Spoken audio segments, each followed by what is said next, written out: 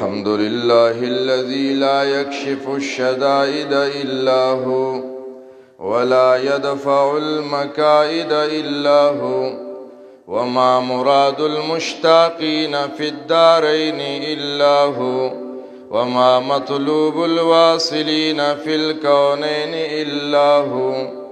العباد كلهم فقراء لا غني إلا هو، والناس كلهم ضعفاء لا قوي إلا هو، لا حافظ ولا ناصر إلا هو.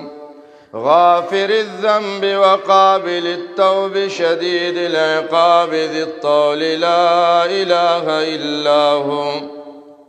هل من خالق غير الله يرزقكم من السماء والأرض؟ لا إله إلا هو. ومن يعلم السر والجهر؟ لا إله إلا هو. موسى على الطور حين ناداه قال لا إله إلا هو.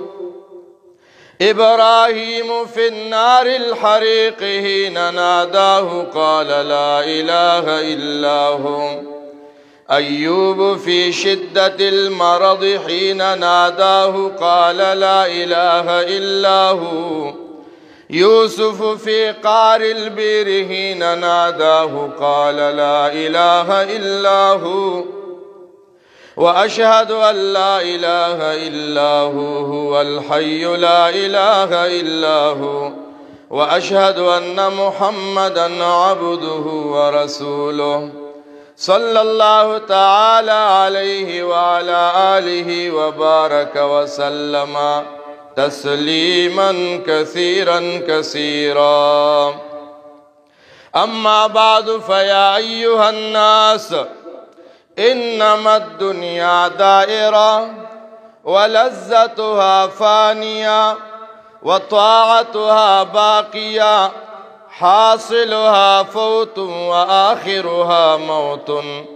إخواني، بدن ضعيف وزاد قليل وبحر عميق والنار حريق، والميزان دقيق والصراط عديل والقيامة قريبا والحاكم رب جليل.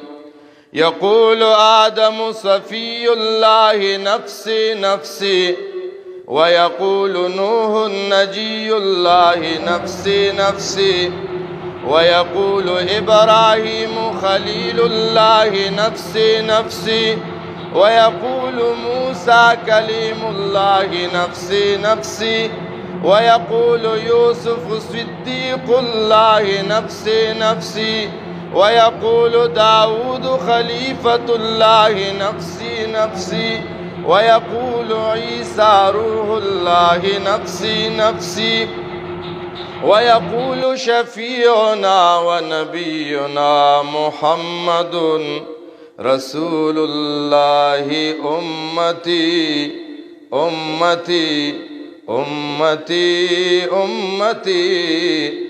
ويقول الجبار جل جلاله عبادي عبادي عبادي لا خوف عليكم اليوم ولا أنتم تحزنون.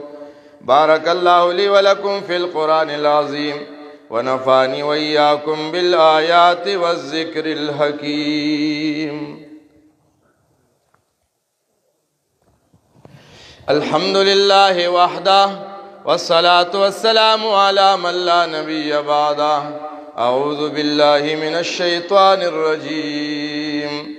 واتقوا يوما ترجعون فيه إلى الله ثم توفى كل نفس ما كسبت وهم لا يظلمون. قال النبي صلى الله عليه وسلم: أرحم أمتي بأمتي أبو بكر، وأشدهم في أمر الله عمر، أصدقهم حياء عثمان، وأقضاهم علي رضوان الله تعالى عليهم أجمعين، وفاطمة رضي الله تعالى عنها سيدة نساء أهل الجنة، وحمزة رضي الله تعالى عنه أسد الله وأسد رسوله، والحسن والحسين رضي الله عنهما سيدا شباب أهل الجنة. اللهم اغفر للعباس وولده مغفرة ظاهرة وباطنة لا تغادر ذنبا. الله في أصحابي لا تتخذوهم من بعدي غرضا، فمن أحبهم فبحبي أحبهم، ومن أبغضهم فببغضي أبغضهم. وخير أمتي قرني، ثم الذين يلونهم، ثم الذين يلونهم. والسلطان المسلم ظل الله في الأرض، من أهان سلطان الله في الأرض أهانه الله. إن الله تعالى يأمر بالعدل والإحسان وإيتاء ذي القربى وينهى عن الفحشاء والمنكر والبغي يعظكم لعلكم تذكرون.